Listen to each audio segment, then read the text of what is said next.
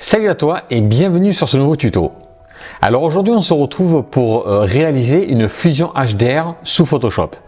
Alors c'est extrêmement simple, le nom paraît barbare, je vous l'accorde, mais c'est relativement simple à réaliser.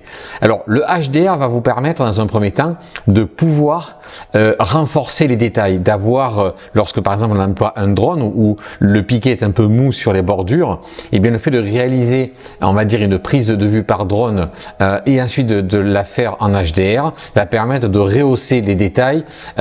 C'est beaucoup plus on va dire pertinent, notamment pour la photo de paysage, mais ça peut servir pour d'autres situations bien évidemment.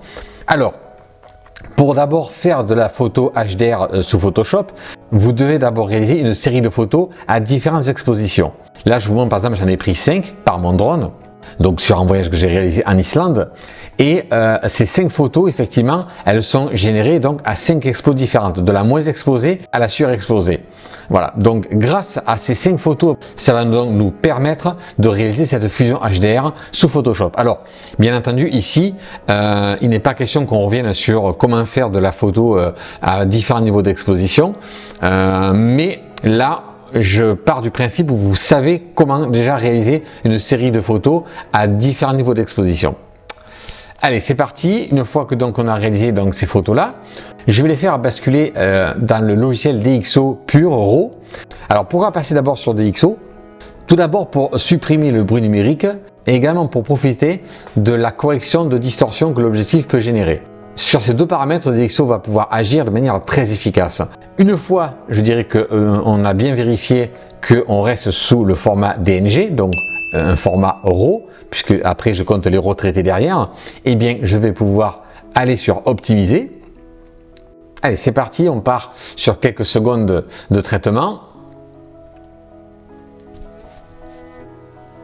Voilà, donc une fois que le traitement est terminé, il va me demander que vais-je faire.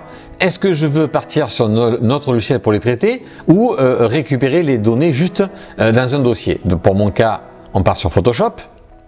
Voilà. Alors, vu que nous sommes sous des formats encore RAW, c'est Camera Raw qui va effectivement les ouvrir. Alors, nous avons bien nos 5 photos avec des différences d'exposition. Et avant de commencer de faire ces fameuses fusions, je vais juste faire une correction de balance des blancs rapidement. Voilà, quelque chose qui puisse bien me plaire. Et une fois donc que j'aurai fait cette balance des blancs, je vais la répercuter donc voilà sur les 4 autres photos. Une fois que c'est fait, alors on resélectionne pardon ces 5 photos, on va cliquer gauche, on va faire ensuite un clic droit sur la souris et vous avez, vous voyez, c'est tout bête, fusion HDR. Donc vous le sélectionnez, il va préparer sa fusion.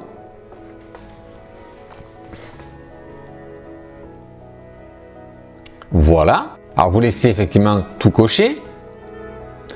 Voilà, vous demandez ensuite où vous voulez enregistrer donc votre photo finale. Bon, moi c'est sur le bureau, directement on va le retrouver facilement. Et hop, ça y est, il a effectivement réalisé sa fusion en HDR.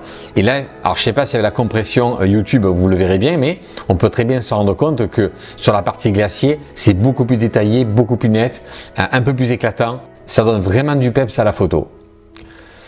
Une fois que cette fusion HDR est réalisée, on va juste faire quelques ajustements personnels.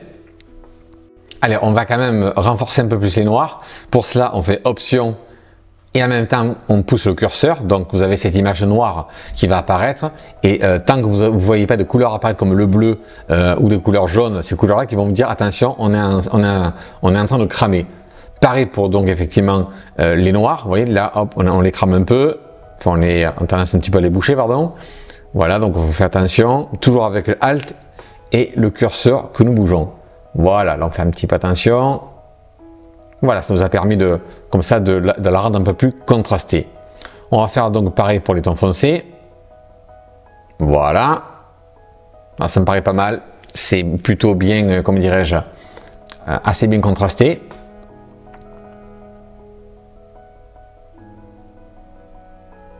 Voilà, ça me plaît plutôt pas mal.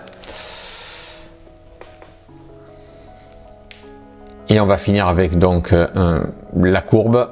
Voilà, on va la pousser, on va pousser notre curseur jusqu'à la limite justement des blancs. Voilà, des hautes lumières, pardon. Voilà, écoutez, dans l'ensemble, ça me semble plutôt pas mal. Ensuite, on va basculer sur la roue des couleurs pour modifier un petit peu la teinte générale de la photo. Voilà, pour un petit peu la réchauffer légèrement, lui donner une petite teinte un peu plus artistique. Après, bien sûr, ça, c'est selon vos goûts. On peut fermer donc caméra RAW. Et bien, notre photo est terminée. Là, je zoome un petit peu pour vous montrer les détails. Vous voyez, c'est quand même relativement bien prononcé, beaucoup plus prononcé que sur la photo d'origine. Et vraiment, ça donne un petit coup d'éclat à vos photos, un petit peu de peps. Voilà, c'est une façon de rehausser un petit peu vos photos de paysage. Alors, pour du portrait, ça peut marcher. Hein, si on veut justement forcer les traits du visage, pourquoi pas. Mais en fait, c'est une méthode que personnellement, j'adore. Mais n'oublie pas, donc, on commence par faire une série de photos. L'idéal, c'est entre 3 et 5 photos, voire plus si vous voulez. Et ensuite, on opère cette fusion HDR par Photoshop. Et c'est très simple. Voilà, et bien, écoutez, j'espère que ce tuto vous aura bien aidé à rendre vos photos plus pétillantes. En attendant, prends soin de toi et je te dis salut!